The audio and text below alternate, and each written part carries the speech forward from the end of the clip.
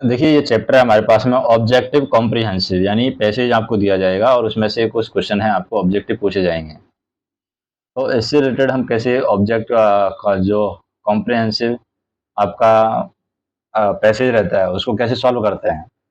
तो आपको क्या करना है, वीडियो पसंद आए या ना आए, आपको चैनल सब्सक्राइब कर लेना है, क्योंकि उसमें आपका कोई पैसा तो जा नहीं रहा है।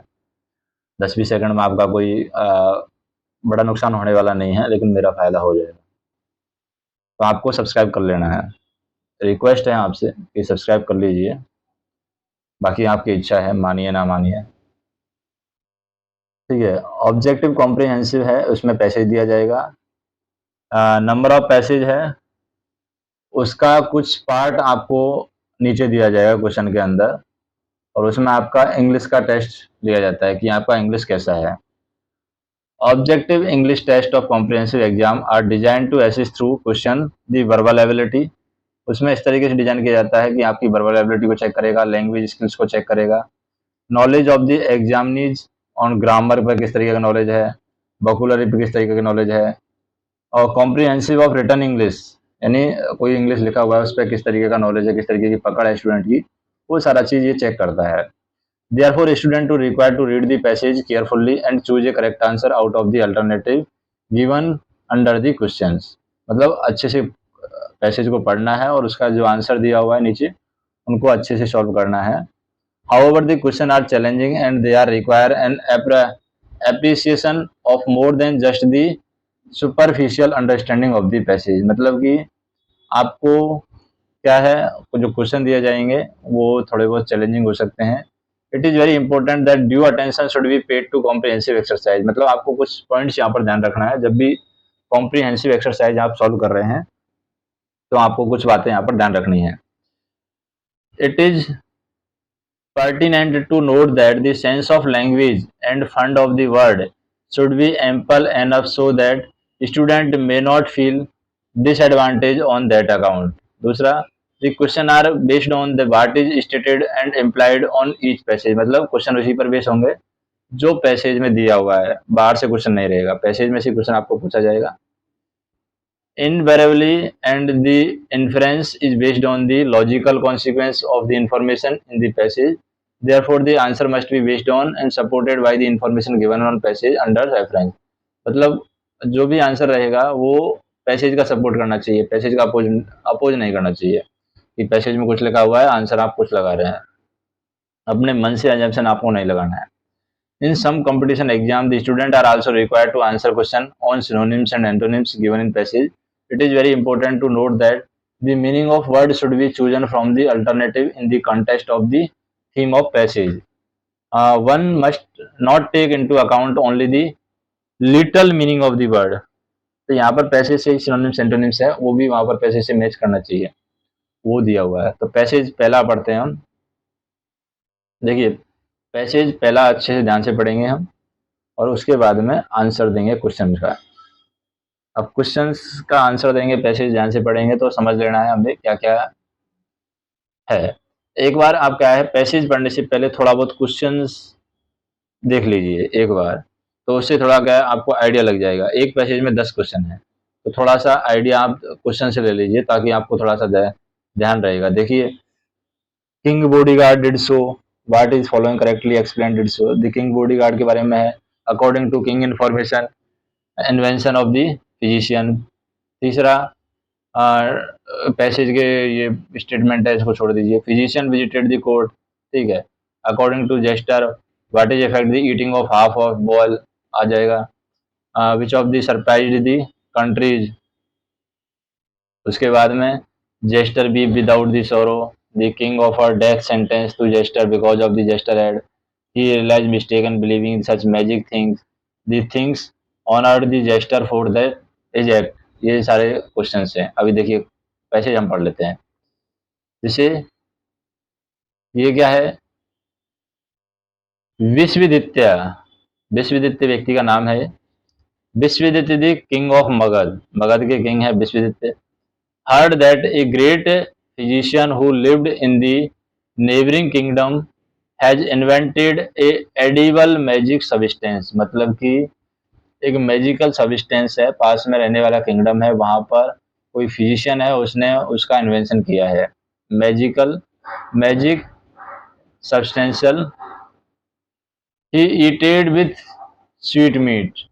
If eaten with sweet meat, अगर उसको हम स्वीट मीट के साथ में खाते हैं, जो भी उन्होंने बनाया है, पेन हम चेंज कर लेते हैं, ये बाइट ले लेते हैं, अगर उसको हम स्वीट मीट के साथ में खाते हैं, eaten with sweet meat would give one long life, तो वो हमें लंबी उम्र दे देगा। He invited the physician through his messenger, अपने मैसेजर के द्वारा, संदेशवाहकों के द्वारा उसने फिजिशियन को बुलाया। The physician arrived with 4 sweet meat balls mixed with magic substance, तो फिजिशियन आया 4 स्वीट मीट बॉल के साथ में, और वो मैजिक सब्सटेंस के साथ में थी, वो बॉल थी जो। The delighted king ordered his soldier to bring a big garland made of very attractive looking and scented flower and himself garland the physicians, मतलब कि उसने अपने सैनिकों के द्वारा फूल माला मंगवाई और उसको क्या है दे दी, मतलब कि उनका स्वागत किया, फिजिशियन का स्वागत किया। The physician removed the precious cloth, तो फिजिशियन ने जो महंगे कपड़े थे उनको रिमूव किया। With which he had covered the plate of sweet meat ball, मतलब कि जो क्लॉथ ढके हुए थे स्वीट मीट बॉल को, उन कपड़ों को उन्होंने हटाया। The king joy knew no bound at the sight of the content of the plate, तो किंग ने को बड़ा खुशी हुआ कि कोई भी बाउंड यहाँ पर नहीं है, मतलब वो कंटेंट जो प्लेट में है वो दिख रहा है सीधा सीधा। While the physician was about to offer the sweetmeat balls to the kingdom, the court jester rushed forward. तो यहाँ पर कोर्ट के जो जस्टर हैं वो आ जाता है यहाँ पर, and picked up a ball and began eating it, तो वो क्या करता है, एक बॉल को पिकअप कर लेता है और खाना स्टार्ट कर देता है। तो कोर्ट का जस्टर है यहाँ पर आ जाता है, वो जो सोचता है कि मैं भी, मेरी भी उम्र है लंबी हो जाएगी, तुरंत आ जाता है, वो खा लेने लग जाता है। Everyone present in the court was astonished, और जो भी कोर्ट में अचंभित रह गए, सारे जो लोग थे इकट्ठे थे। Take hold the mad chap, और उसको पकड़ लिया। एंड साउटेड द किंग, और किंग का वो क्या करने लगे, चिल्लाने लगे किंग के लिए। The king bodyguard did so, and the half eaten sweet meat ball fell from his hand, और आधी जो उसकी स्वीट मीट बॉल थी वो उसके हाथ से गिर जाती है। How dare you touch the magic things meant for me, तो किंग ने कहा कि तुम जो मेरे लिए बनी थी उसको आपने कैसे टच किया। Be ready to face the consequence death, तो आप रेडी हो जाइए मौत का जो कॉन्सिक्वेंस है उसको फेस करने के लिए। जेस्टर सेड टीयर्स, तो उस जेस्टर के आंसू आने लगे। नो यूज क्राइंग, तो राजा ने कहा कि भाई आपका चिल्लाने का, रोने का कोई मतलब नहीं है, कोई फायदा यहाँ पर होने वाला नहीं है।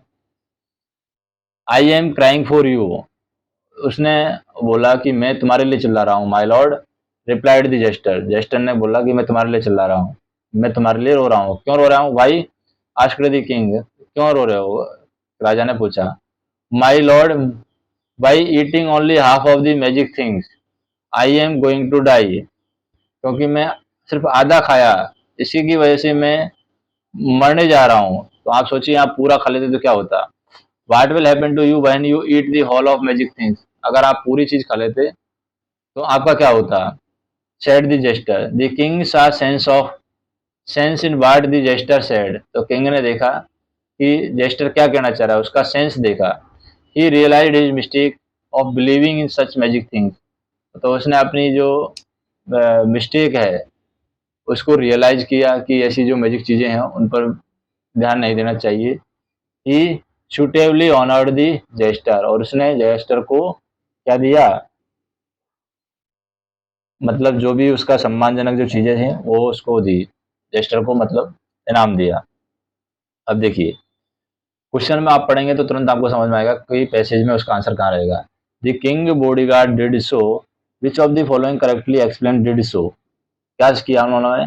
दे snatched away the half eaten ball, they arrested the physician, they snatched away the plate of ball, they took hold of physician, तो ये देखिए they took hold of physician आएगा, मतलब कि आंसर हमारा क्या रहेगा, डी रहेगा। और 96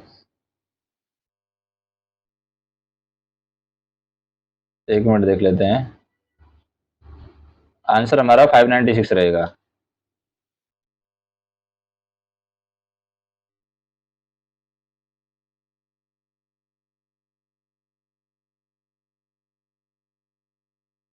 मतलब कि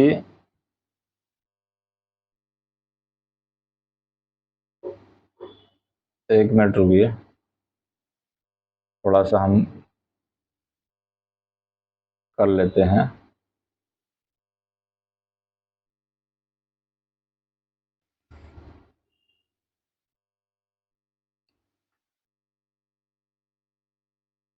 तो पहला पैसेज में हम देखें, the king bodyguard did so, उन्होंने क्या किया? क्या उन्होंने फिजिशियन को पकड़ लिया? They to called the physician, physician को तो पकड़ा नहीं, फिजिशियन का तो इसमें कोई रोल भी नहीं है। तो क्या हुआ था? तो यहाँ पर हम देख सकते हैं, ये देखिए, take all the mad chap, everyone present in the court was astonished, take all the maid chaps shouted the king bodyguard did so। तो देखिए मेड चेप को होल्ड किया इन लोगों ने। अब मेड चेप ऑप्शन में है क्या? मेड चेप ऑप्शन में नहीं है, तो ये तो कोई मतलब का नहीं है, मतलब नन ऑफ दीज आ जाएगा आंसर। क्या जाएगा? None of these. दूसरा हम देखें, according to the king information which of the following by the invention of physician, physician का इन्वेंशन क्या था? The edible substance that is very sweet, तो ये गलत है। Magic substance that have give strength, ये भी गलत है। Magic substance that have give reduce the life span, ये भी गलत है। Substance that would postpone the death and, मतलब एक सब्सटेंस था जो कि डेथ को पोस्टपोन कर रहा था, तो ये हो सकता है। और substance that make the life mercible, तो ये एक ये सेंस आ रहा है कि एक सब्सटेंस था उसमें जो कि वो उम्र बढ़ा देता था, मतलब कि ज्यादा दिन तक हम जी सकते हैं, ऐसा उनका मानना था। तो ये ऑप्शन होगा, डी ऑप्शन। नेक्स्ट देखें, which of the following substance is true in the context of passage, क्या सही है? The king was not move by the jester weeping, ये तो कोई मतलब नहीं है यहाँ पर। The sweet meat ball were having wonderful power, the punishment sentenced on the jester was implemented, the physician was one of the king on subject, the king has realized that he is mistaken even before the jester act, तो ये भी गलत है। तो देखिए, the king was not moved by the jester weeping, मतलब jester जब रो रहा था तो वो किंग मूव नहीं हुआ, मतलब उन्होंने मान लिया कि मारना ही मारना है जेस्टर को, तो ये सही है। नेक्स्ट हम देखें, when the physician visited the court the king got annoyed, was wearing the garland, become very happy, ordered him to garland his shoulder, uncovered the plate of sweetmeat ball, तो ये तो ऑप्शन में यहाँ पर है नहीं है। Ordered him to garland his shoulder, मतलब शोल्डर को ये आदेश दिया कि आप गार्लैंड ले आइए, फूल माला जो भी है वो चढ़ाया। According to the jester what was the effect of eating of half an ball on him, मतलब कि सिर्फ आधी बॉल खाई, उसके अकॉर्डिंग क्या आंसू आ गए, डेथ सेंटेंस हो गया, और डेथ सेंटेंस हो गया, मतलब आधी बॉल खाने पर ही उसको फांसी की सजा दी जा रही है, इतनी बड़ी बात है, मतलब आधा पूरा खा जाएगा तो क्या होगा। Which of the following surprise the countries, मतलब जो भी वहां पर थे उनको किसने सरप्राइज किया? Physician wonderful invention, the king unlimited joy, the jester wisdom of exposing the physician, the king reaction towards the jester act of picking up and eating the sweet meat ball, ये वाला है जो कि इसमें दिया हुआ है पैसेज में, कि जेस्टर ने जो बॉल उठा करके खाई थी उसकी वजह से सारे लोग हैं वो सरप्राइज रह गए। नेक्स्ट हम देखें, what what made the jester weep with sorrow, मतलब जेस्टर को रोने का कारण क्या था? Death sentence passed on him by the king, is concern and anxiety for the life safety of the king, ये वाला क्वेश्चन है कि उसको कंसर्न था कि जो किंग का सेफ्टी है, लाइफ का सेफ्टी, उस पर कंसर्न था उसका। The king offer death sentence on the jester because the jester had tried to reach the king lesson, caught hold the physician, insulted the physician by his polite act, snatched away the things which was meant for king, ये वाला है, मतलब कि जो king के लिए बनी थी उसको स्नैच कर लिया उसने, इस वजह से उसको डेथ सेंटेंस दिया जा रहा था। नेक्स्ट देखें, he realized his mistake of believing in such magic things, which of the following explain such magic things, कौन सी मैजिक थिंग्स यहाँ पर बता रहा है? Magic things means things which has merciless power, things which has been prepared for famous physician, ठीक है। The things process magic power but don't have such power, यानी इस तरीके की चीज है यहाँ पर जो कि मैजिक पावर का बोलती हैं लेकिन इस तरीके की मैजिक पावर होती नहीं है, उस चीजों के लिए बोला गया है। पासिज मैजिक पावर, लेकिन वो उनके पास मैजिक पावर नहीं होती, ये वाला आंसर होगा, ये नहीं होगा। नेक्स्ट देखें 10वां नंबर का क्वेश्चन है, the king honoured the jester for this act, इसके कौन से एक्ट की वजह से उसको सम्मान दिया गया? Opening the king eyes, committing mistake, realizing that he was wrong, believing in false things, और eating up half of the realizing the he is wrong. तो यहाँ पर राजा की गलती के बारे में नहीं बताया, ये ओपनिंग द किंग आइज मतलब राजा की आंखें खोल दी, राजा को उसकी गलती का एहसास करवा दिया, इस वजह से उसको यहाँ पर सम्मान दिया गया था रजिस्टर। तो इस तरीके के कॉम्प्रिहेंसिव क्वेश्चन है, कॉम्प्रिहेंसिव पैसेज हैं जो कि हम सॉल्व करते हैं। तो ये तो पैसेज 1 हो गया हमारा, पैसेज 1 कंप्लीट। अब दूसरा पैसेज पढ़ते हैं, पैसेज नंबर 2। देखिए पैसेज नंबर 2 में क्या बताया गया है। While cement is the basic raw material for producing cement tiles and cement paints, which are used extensively building construction, the main consumer of white cement are therefore the cement tiles and cement paint manufacturing unit. These consumers, mostly in the small scale sector, are today facing a major crisis because of the significant increase in the price of white cement sport during the short period. The present annual licensed production capacity of white and grey cement in the country is approximately 3.5 lakh tons, and the average demand is 2 to 2.5 tons. This means that there is a ideal capacity of the tons on 1 lakh ton and more. The price rise and therefore not in a phenomena arising out of the inadequate production capacity, but evidently because of the artificial scarcity created by the manufacturer in their self-interest.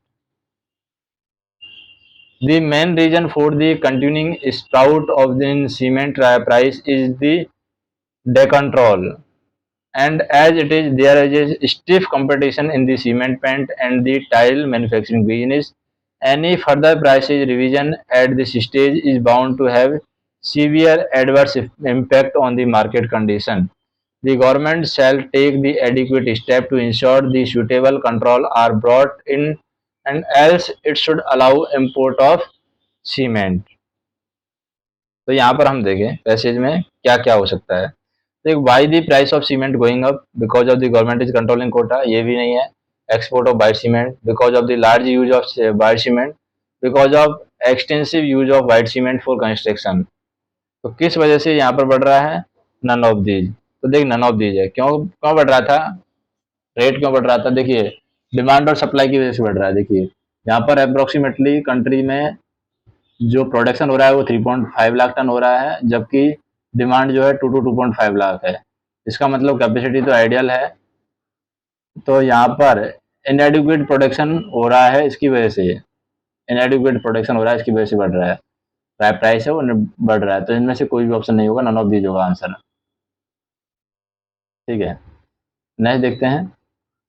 Next question है which of the following statement is false according the passage. Price rise in white cement would increase the price of cement paint, ये गलत है। White cement is controlled product, ये भी गलत है। Increase in price of white cement is not because of the production problem, क्या production problem की वजह से नहीं हो रही है? तो ये भी गलत है। वाइट सीमेंट क्या है? एक कंट्रोल्ड प्रोडक्ट है, चाहे तो इसको कंट्रोल कर सकते हैं। तो ये फॉल्स इंफॉर्मेशन है यहाँ पर कि वाइट सीमेंट कंट्रोल्ड प्रोडक्ट है, बाकी सारी सही इंफॉर्मेशन है। जैसे price in white cement would increase cement, तो प्राइस ऑफ सीमेंट पेंट भी इंक्रीज होगा। और cement is not because of production problem की वजह से सीमेंट की प्राइस नहीं बढ़ रही है। Price rise in white cement would upset cement tile market, उसकी वजह से सीमेंट का टाइल मार्केट भी अपसेट हो रहा है। Most cement paint manufacture from small scale sector, ये भी सही है। What is the crisis being faced by the cement tile manufacture as described in the passage, क्या क्राइसिस हो रही है उनकी? सीमेंट मैन्युफैक्चर की क्या क्राइसिस हो रही है? सीमेंट मैन्युफैक्चरिंग की जो प्रॉब्लम है यहाँ पर, वाइट सीमेंट का जो यूजेज है वो ज़्यादा हाई है, वो इनकी प्रॉब्लम है। या वाइट सीमेंट का जो प्राइसेज है वो वेरी ज़्यादा हाई हो रही है, तो वाइट सीमेंट का प्राइसेज है वो ज़्यादा हाई हो रही है, ये इनकी प्रॉब्लम है। जो भी मैन्युफैक्चरर है उनकी यही प्रॉब्लम है टाइल मैन्युफैक्चरिंग की, क्योंकि वाइट सीमेंट की प्राइसेज हाई हो रही है। आइडल पैसेज में यूज किया गया है, वो आइडल किसके लिए यूज किया गया है? तो देखिए, आइडल हम देखें यहाँ पर पैसेज में कहाँ पर यूज किया गया है। That means that there is a idle capacity of the tons of 1 lakh tons more, मतलब ज़्यादा है, एक्सिस मात्रा में आइडल के लिए यूज किया गया है। तो एक्सिस मात्रा में आइडल के लिए यूज किया गया है, तो इस वजह से हम क्या कह सकते हैं कि ये एक्सिस मात्रा में है, 1 टन एक्सिस मात्रा में, उसके लिए आइडल वर्ड यूज किया गया है वहाँ पर। नेक्स्ट हम देखें, which of the following correct according to passage? White cement is not use in manufacturing of paint. क्या ये गलत है? सही देखना है हमें, तो सही नहीं है ये। White cement is minor part of manufacturing, ये भी गलत है। White cement is very important for tile manufacturing, ये सही है। यहाँ पर टाइल मैन्युफैक्चरिंग के लिए वाइट सीमेंट बहुत जरूरी है। Which of the following word is the same meaning of the artificial? Artificial का सेम मीनिंग क्या होगा? आर्टिफिशियल जैसे पैसेज में दिया हुआ है, तो पैसेज में आर्टिफिशियल से मतलब समझते हैं, ये रहा पैसेज हमारा। यहाँ पर हम देखें कहाँ दिया हुआ artificial production capacity, but evidently because of the artificial scarcity created by the manufacturer in their self interest।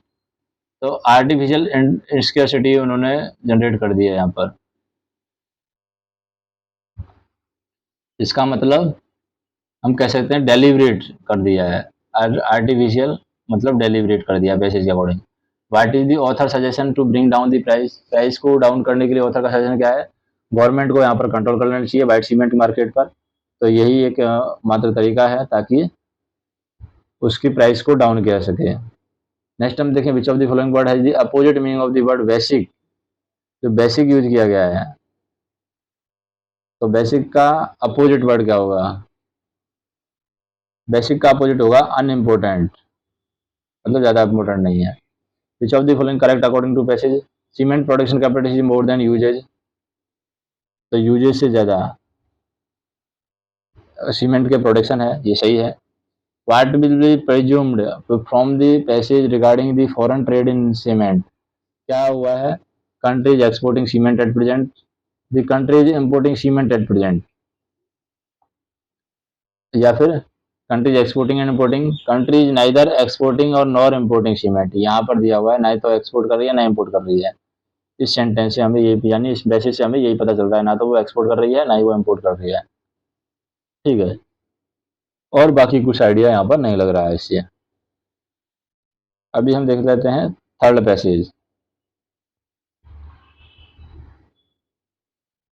ठीक है, 2 पैसेज हमारे हुए हैं, तीसरा पैसेज देख लेते हैं। Because gold fish can keep easily in small Pond's and aquarium, they make good pets, but like many other pets, they must have proper care and the right kind of place of to live.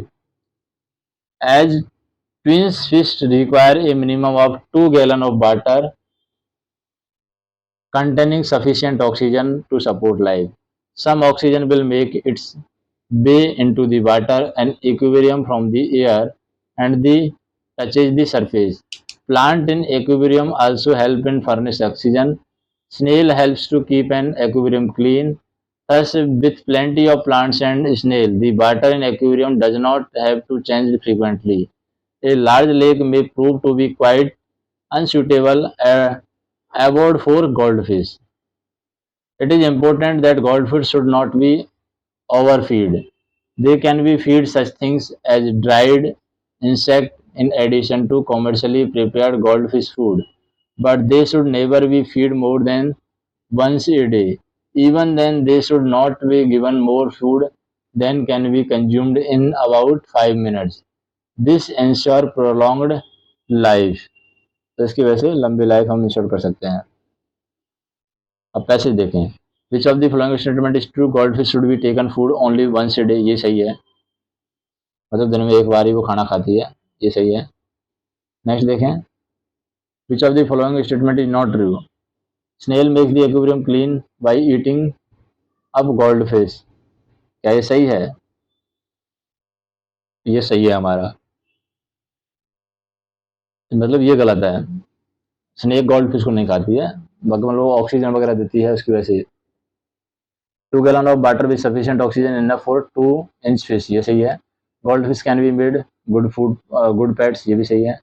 Plants in aquarium proven oxygen to gold fish, ये भी सही है। Gold fish must never be given too much food, मतलब gold fish को ज़्यादा खाना भी नहीं देना चाहिए, ये भी सही है। पहला ही गलत है, क्योंकि snail make the aquarium clean by eating up gold fish. देखिए स्नेल है वो एक्वेरियम को क्लीन तो बनाती है, लेकिन वो गोल्ड फिश को नहीं खाती है।